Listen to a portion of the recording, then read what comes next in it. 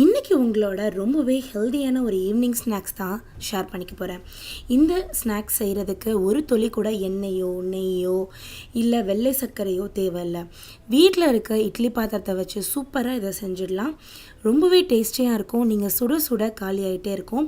அவ்வளோ சூப்பரான இந்த ஹெல்தியான ரெசிபியை எப்படி செய்கிறதுன்னு வாங்க பார்த்துடலாம். அதுக்கு முன்னாடி நீங்கள் இன்னும் நம்ம சேனலை சப்ஸ்கிரைப் பண்ணலைன்னா மறக்காமல் சப்ஸ்கிரைப் பண்ணி வச்சுக்கோங்க.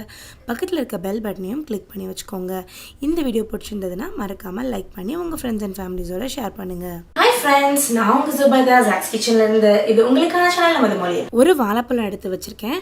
நான் இன்னைக்கு நேந்திரம் பழம் எடுத்திருக்கேன். உங்ககிட்ட எந்த பழம் வீட்டில் அவைலபிளாக இருக்கோ அந்த பழத்தில் கூட நீங்கள் செஞ்சுக்கலாம். நேந்திரம் பழத்தில் செய்யும்போது நல்லாவே ஒரு ருசி கொடுக்கும். இப்போ நான் எடுத்து வச்சுருக்க நேந்திரம் பழத்துலேருந்து தோலை நல்லா இந்த மாதிரி எடுத்துட்டு இதை நல்லா பொடுசாக கட் பண்ணி ஒரு பாத்திரத்துக்கு மாற்றிக்கிறேன். இப்போ கட் பண்ண பழத்தை நல்ல ஒரு ஸ்மூத்தான பேஸ்ட்டாக அடைச்சி எடுத்துகிட்டு வந்துடுறேன் இந்த மாதிரி.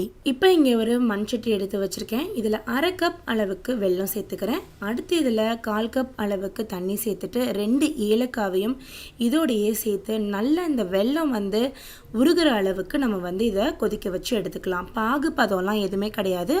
வெல்லம் நல்லா கரைஞ்சி வரணும், அவ்வளோதான். இப்போ பாருங்கள், வெல்லம் நல்லா கரைஞ்சி வந்துருச்சு. இப்போ இது சைடில் இருக்கட்டும், எடுத்து வச்சிடலாம், ஆறட்டும் கொஞ்சம். இங்கே ஒரு பவுல் எடுத்து வச்சுருக்கேன். இதில் 1 கப் கோதுமை மாவு சேர்த்துக்கிறேன். இப்போ நம்ம காய்ச்சி வச்சுருக்க வெல்லத்தையும் இதில் சேர்த்துடலாம்.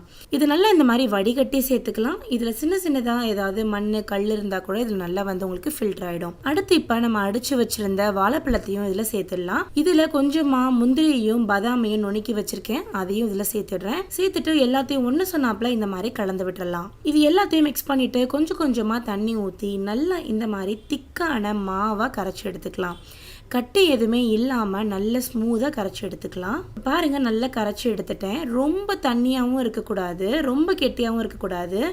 இந்த மாதிரி ஒரு ஃப்ளோயி கன்சிஸ்டன்சியில் இருக்கணும். இங்கே நான் வாழை இலை எடுத்து வச்சுருக்கேன். வாழை இலையை லைட்டாக இந்த மாதிரி தீயில இந்த மாதிரி காமிச்சோம் அப்படின்னா நல்லா சாஃப்ட் ஆகிடும், மொடுமொடுன்னு இருக்காது. இப்போ அந்த வாழை இலையை நல்லா இந்த மாதிரி ஒரு கோன் மாதிரி ஷேப் கொடுத்துக்கலாம். இப்போ இந்த மாதிரி ஷேப் கொடுத்துறேன். நடுவில் ஒரு சின்னதாக கேப் வந்துருச்சு பாருங்க.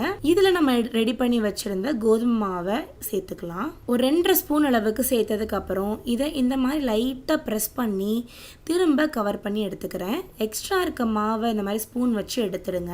திரும்ப ஃபோல்ட் பண்ணி ஒரு கோன் ஷேப்புக்கு எடுத்துட்டு வந்துடுறேன். ஒரு ட்ரையாங்கிள் ஷேப் வந்துருச்சு பாருங்க. இப்போ இந்த மாதிரி நான் எல்லாத்தையுமே ஃபோல்ட் பண்ணிட்டு ஒரு ஸ்டீமருக்குள்ள எடுத்து வச்சிடுறேன். இப்போ நம்ம ஃபோல்ட் பண்ண அந்த கடைசி பக்கத்தை கீழே படுற மாதிரி வச்சிட்டீங்கன்னா அது ஓப்பன் ஆகாது.